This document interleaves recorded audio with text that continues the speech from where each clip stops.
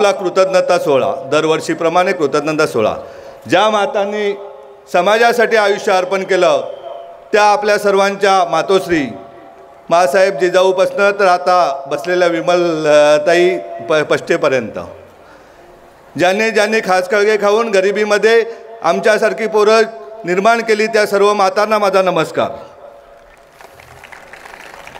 आज कृतज्ञता सोहळ्याबरोबरच आपण एक नवीन सोहळा आयोजित करण्यात आला आहे की निर्धार भिवंडी लोकसभा क्षेत्रातील निर्धार मेळावा। हो, आपल्याला करायचा आहे निर्धार शिक्षणाचा। आपण पाहतोय गरिबांच्या मुलांना हजारो मुलांना शिक्षणाची व्यवस्था नाही आहे। आपल्याला या लोकसभा मतदारसंघातील प्रत्येक विद्यार्थ्याला गुणवत्तेचे शिक्षण मिळालंच पाहिजे हा निर्धार करावायचा आहे। आज आपल्याला करायचा आहे आरोग्याचा निर्धार। गोरगरीब प्रत्येक व्यक्तीला ज्याप्रमाणे श्रीमंत अधिकारी लोक किंवा लोकप्रतिनिधी जशा आरोग्य सुविधा घेतात तशा प्रकारचा लाभ आपल्या प्रत्येक व्यक्तीला मिळाला पाहिजे याचा निर्धार करावायचा आहे। आपल्याला निर्धार करावायचा आहे महिला सक्षमीकरणाचा। प्रत्येक महिला ही आपल्या पुरुषाबरोबरच खांद्याला खांदा लावून तिने काम केलं पाहिजे। ज्याप्रमाणे आता आपण मंचावर बघतोय का एका बाजूला डेप्युटी कलेक्टर साहेब बसले तर एका बाजूला IIT झालेली आपली समृद्धी बसलेली आहे। त्याप्रमाणे प्रत्येक ताई आपली व्यवस्थित रोजगाराला लागली पाहिजे हे आपल्याला बघायचं आहे। मग अगदी घर बसल्या तिला मुलांचं शिक्षण सांभाळून घरची कामं सांभाळून जो रोजगार तिला देता येईल उदाहरणार्थ साबण बनवणे अगरबत्ती बनवणे शॅम्पू बनवण्यापासून जो व्यवसाय ती सांगेल तो व्यवसायाचं ट्रेनिंग देऊन तिला आपल्याला तयार करायचं आहे। त्याचबरोबर आपल्याला करायचं आहे का युवकांची बेरोजगारी आज मोठा प्रश्न आपल्याकडे उभा आहे का युवकांकडे घरोघरी पोरं शिकलेली विद्यार्थी आहेत परंतु ही बेरोजगारी संपवण्याचा निर्धार करायचा आहे आपल्याला जिजाऊला। येत्या एका वर्षामध्ये कोकणच्या 5 जिल्ह्यामधून किमान 5000 विद्यार्थ्यांना सरकारी नोकरी लागली पाहिजे हा निर्धार करायचा आहे आपल्याला आज। आणि का मिळू शकत नाही आपल्या संस्थेच्या 45 अभ्यासिका आहेत। प्रत्येक 30 पोलीस अकॅडमी 30 ठिकाणी गट क आणि ड चे ट्रेनिंग क्लासेस आहेत की जेणेकरून आपल्याला आपला विद्यार्थी घडलाच पाहिजे। आता माझ्यानंतर वक्तव्य करणार आहेत मोहिनी भारमलच्या सासूबाई का ज्या कशा परिस्थितीमध्ये विद्यार्थी शिकला। मगाशी डेप्युटी कलेक्टर साहेबांना वेळ कमी होता नाही तर त्यांनीही सांगितलं असतं कशा प्रकारे शिक्षण घेतलं। आज कुठेही कोणाला काळजी करण्याचं कारण नाही का बाबा अंथरूण पाहून पाय पसरा असं कुठल्याही मायमाऊलींनी किंवा वडीलधाऱ्यांनी आता विद्यार्थ्यांना सांगण्याची गरज नाही। जेवढे पाय पसरायची विद्यार्थ्याची ताकद असेल तेवढे अंथरूण उपलब्ध करून देण्याची जबाबदारी आपली आहे। तो निर्धार करण्याचा आजचा दिवस आहे। आज आपण पाहतोय महागाई प्रचंड वाढलेली आहे। ज्यांच्यावर आपण विश्वास ठेवतो ते आपल्या विश्वासाला तडा लावत आहेत। आज आपल्याला भिवंडी लोकसभाच का आपण निवडली। भिवंडी लोकसभेचा निर्धार मेळावा आयोजित केल्याबरोबर रत्नागिरीवरून फोन यायला लागले रायगडातून फोन येत आहेत ठाण्यामधून येत आहेत कल्याणमधून येत आहेत पालघरचा तर खूप आग्रह झाला आहे का आपल्याकडे निर्धार मेळावा झाला पाहिजे।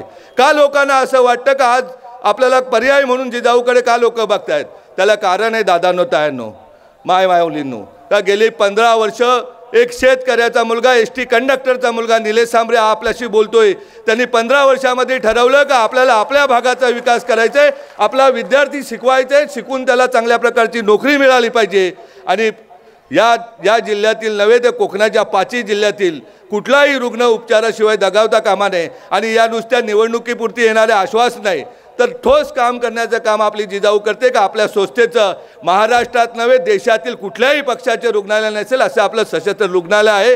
कुठल्याही संस्थेचं नसेल संस्था असतात आपल्याकडे आपल्या नावाने दुकान मांडून कोट्यावधी रुपये जमा करणारे उद्या एखादं रुग्णालय करायचं झालं 10 कोटीचं तर त्याच्या नावाने 100 कोटी रुपये समाजाकडून वर्गण्या घेणारे आपण बघितलेले आहेत। परंतु जे कष्टाचे पैसे येतात त्या कष्टाच्या पैशाचा उपयोग हा माझ्या समाजाच्या आरोग्यासाठी झाला पाहिजे। अगदी NICU पासून तर कॅन्सरपर्यंत आज येतानाच बाबांनी गंमत सांगितली का आज आपल्या हॉस्पिटलमध्ये 8 किलो वजनाची गाठ एका रुग्णाच्या पोटातून काढली ती कॅन्सरची।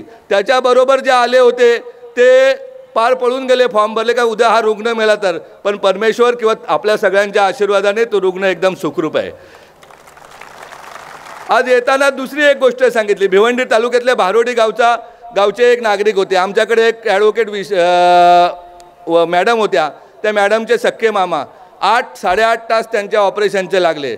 दादांनो, आज लीलावती सांगा, बॉम्बे सांगा, टाटा सांगा, या सगळ्या हॉस्पिटलला ज्या सोयी सवलती आहेत त्या आपल्या जिजाऊच्या रुग्णालयामध्ये आहेत आणि त्या रुग्णालयाचा लाभ आपल्याला आम्हाला सर्वांना घ्यायचा. आणि या सर्व सोयी कष्टानं आलेल्या पैशातूनच होत असतात. नाही तर आपल्याकडे भिवंडी लोकसभा क्षेत्रात सांगायचं गेलं तर कुठलाही महोत्सव असो, कुठलाही कार्यक्रम असो, कुठलाही समाजाचा कार्यक्रम असो, त्याच्या नावाने कुठेतरी गोडाऊनमधून दादागिरी करून पैसे घेतले जातात. कुठल्या तरी पुढाऱ्याचा फोटो लावण्यासाठी तो मोठ्या प्रमाणात खंडण्या वसूल करून त्या मंडळाला देत असतो. तशा प्रकारची आपली जिजाऊ नाही. जिचं नावच जिजाऊ आहे, जिने वास्तव्य या शहापुरात केलेलं आहे, त्या जिजाऊच्या कुठेही अंगाला डाग लागणार नाही. ही जबाबदारी आपली आहे. आज आपल्याला निर्धार करायचा आहे. मला खूपसे लोक प्रत्येक तालुक्यामध्ये मिटिंग घेत असताना भिवंडी लोकसभा क्षेत्रात सांगतात, आपण निवडणुकीला उभे राहायला पाहिजेत, आपण निवडणुकीला उभे राहिले पाहिजेत. त्याच गोष्टीचा आज विवंचना करण्यासाठी मी आपल्यासमोर उभा आहे.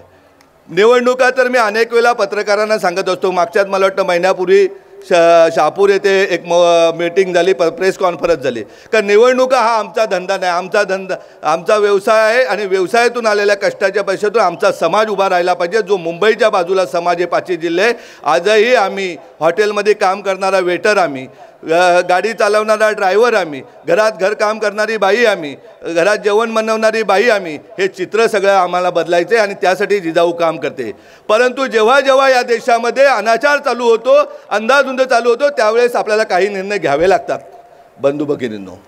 तर त्याला विलाज असतो, पट्टा असतो. आपण सांगतो का राजकारण हे घाणेरडं क्षेत्र आहे आणि भिवंडी लोकसभा तर आपल्याला सर्वांना माहितीच आहे. मी परवाच येत असताना 2 तरुण पडघ्यामधून माझ्या गाडीत बसले. येताना ते मला दाखवतात, ही या पाटीलची साईड, एवढ्या मोठ्या उपनेत्यांचा भाऊ आहे, ती बंद पाडली. त्याच्या पुढे आल्यानंतर दाखवली वडवलीजवळ फाटा आहे, तिथे काही एका गुजराती माणसाची साईड, ती बंद केली. त्याच्या पुढे आल्यानंतर राईट साईडला साईड दाखवली की शेतकऱ्याची साईड, ही बंद केली. जेव्हा राजकारणी मंडळी राजकारण सोडून, राजकारण हे समाजसेवेचे साधन हे समजून फक्त आणि फक्त पैसे कमावण्याचं किंवा दादागिरी करून गाव गुंडाप्रमाणे जर दादागिरी करून लोकांना जर त्रास देत असतील तर जिजाऊला राजकारणात उतरावं लागेल. दादांनो, जेव्हा जेव्हा अनाचार झाला, जेव्हा जेव्हा समाजावर संकट आलं, तेव्हा प्रभू रामाला जन्म घ्यावा लागला, तेव्हा छत्रपती शिवाजी महाराजांना जन्म घ्यायला लावला, डॉक्टर बाबासाहेब आंबेडकरांना जन्म घ्यावा लागला. आपण तेवढे मोठे नाही आहेत, परंतु एक शेतकऱ्याचा मुलगा जर एवढं करू शकत असेल, ज्या गावामध्ये 200 लोकवस्तीचं गाव आहे, तिथे 130 खाटाचं रुग्णालय, 8 CBSE स्कूल चालवत असेल, 45 अभ्यासिका चालवत असेल, तर त्याच्यासाठी निवडणूक हा काही नाही. मी शहापूरच्या पत्रकारांना सांगितलं, चहामध्ये बिस्किट खातात ना, याच्यापेक्षाही कठीण गोष्ट माझ्यासाठी निवडणूक नाही. कारण माझा जनसंपर्क गेले 15 वर्ष तळागाळातल्या शेवटच्या माणसापर्यंत जिजाऊ पोहोचलेले. माझा प्रत्येक कार्यकर्ता, माझ्या भगिनी, माझ्या कार्यकर्त्या भगिनी, या प्रत्येक शेवटच्या माणसापर्यंत कुठलाही रुग्ण असला तो आपल्या घरचा रुग्ण आहे समजून त्याला सेवा देत असतात.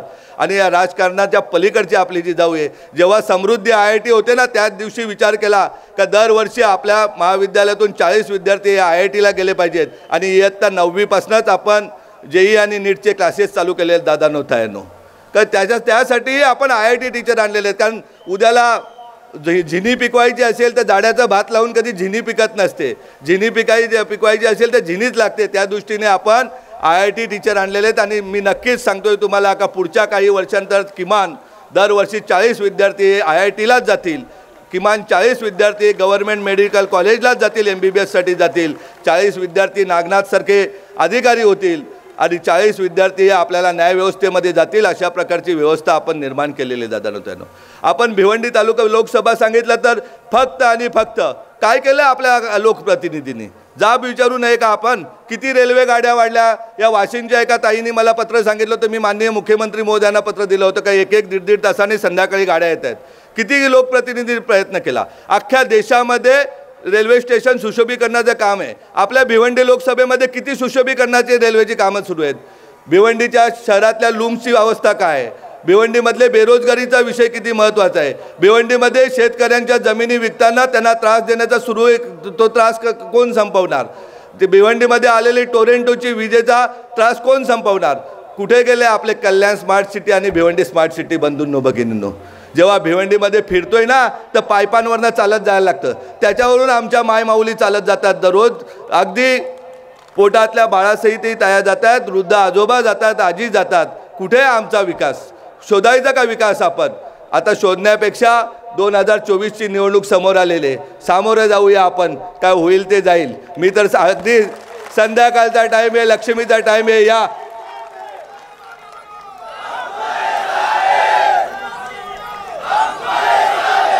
तुम साथ है इसलिए मैं बोल रहा हूं. मला माहिती आहे माझ्याबरोबर या मायमाऊलींचा आशीर्वाद आहे, त्याचबरोबर सर्व धर्मगुरू.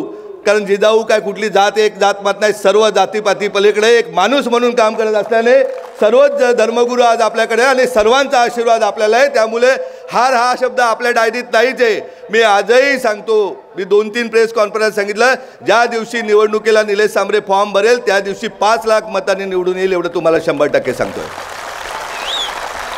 माझ्या मुलांना खंडण्या वसूल करण्यासाठी मी निवडणूक नाही लढणार. निवडणूक काय मी कुठल्या गोडाऊनवाल्याला सांगून मला टी व्ही पाठवून दे, मला फ्रीज पाठवून दे, तुझी किंवा शेतकऱ्याची जमीन विकायची तिथे दादागिरी करून नाही विकणार. निवडणूक ही डॉक्टर बाबासाहेब आंबेडकरांना अभिप्रेत असलेली लोकशाही देण्यासाठीच मी निवडणूक लढणार आहे.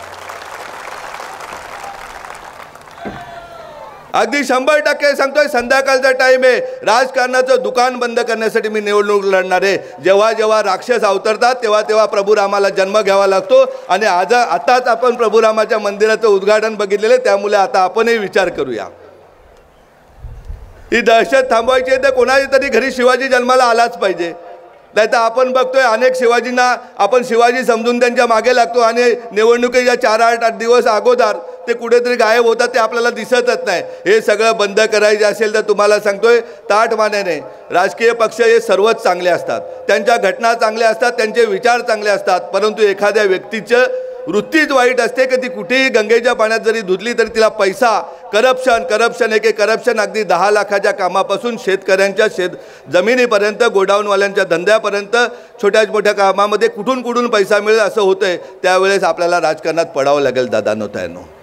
आणि पडून आपल्याला काय राजकारण असते, काय सत्ता असते, जी बाबासाहेबांना अभिप्रेत असलेली सत्ता, शिवराज्य, रामराज्य आपल्याला आणण्यासाठी आपल्याला आम्हाला एकत्रितपणे काम करायचे. त्यासाठी मी एकटा लढू शकत नाही. मी तर सांगतोय माझा प्रत्येक मतदार, प्रत्येक कार्यकर्ता हा खासदार असेल. त्यामुळे तुम्हालाही कामाला लागायचे दादांनो ताईंनो. जर मी स्वतःच्या कष्टाच्या पैशाच्या कमाईतून जर माझं स्वप्न आहे का कोकणच्या 5 जिल्ह्यामध्ये रुग्णालय उभी करायची, प्रत्येक तालुक्यामध्ये एक CBSE स्कूल करायची, अगदी भिवंडी लोकसभा क्षेत्रामध्ये 10 CBSE आपल्याला उभा करायचे, आता 2 आहेत, आणखीन 8 आपल्याला उभ्या करायचे. गरिबांचे मुलंही चांगल्या प्रकारे शिकली पाहिजेत, त्यांनीही स्वप्न पाहिली पाहिजेत आणि त्यांच्या स्वप्नपूर्ततेसाठी आपण लढलो पाहिजे. तर तुम्हीही साथ दिली पाहिजे. तुम्ही जर साथ दिली तरच मला निवडणूक शक्य आहे. तुम्ही सर्वांनी नुसत्या काय आमच्या मंचावरील मंडळींचे आशीर्वाद आणि मी माझी बडबड याच्यावर नाही, महत्त्वाची गरज आहे तुमची. तुम्ही जर तनामनाने माझ्याबरोबर राहिले, आपल्याला धनाची गरज नाही कारण आपण त्या धनाच्या विरोधात आहोत. त्यामुळे तनामनाने तुम्ही बरोबर राहिले, पूर्ण ताकदीनिशी ज्याप्रमाणे आजचा कार्यक्रम तुम्ही सक्सेस केला त्याप्रमाणे प्रत्येकाने विचार केला पाहिजे का मला खासदार व्हायचं. प्रत्येकाने ठरवलं, प्रत्येक ताईने ठरवलं, प्रत्येक दादाने ठरवलं, तर मला वाटत नाही कुठलीही गोष्ट अशक्य आहे. सर्व पक्ष चांगले आहेत. ज्या पक्षाला आपले विचार पटतील का राजकारण हा व्यवसाय न होता सामाजिक काम आहे आणि समाजाला साथ दिली पाहिजे, जो पक्ष आपल्याला तिकीट देईल त्याचा आपण तिकीट घेऊ. नाही कोणी तिकीट दिलं, कोणाला नाही विचार पडले तर आपण एकटा लढू आणि 100% एकटा लढलो तरी आपण निवडून येऊ, एवढा मला विश्वास आहे.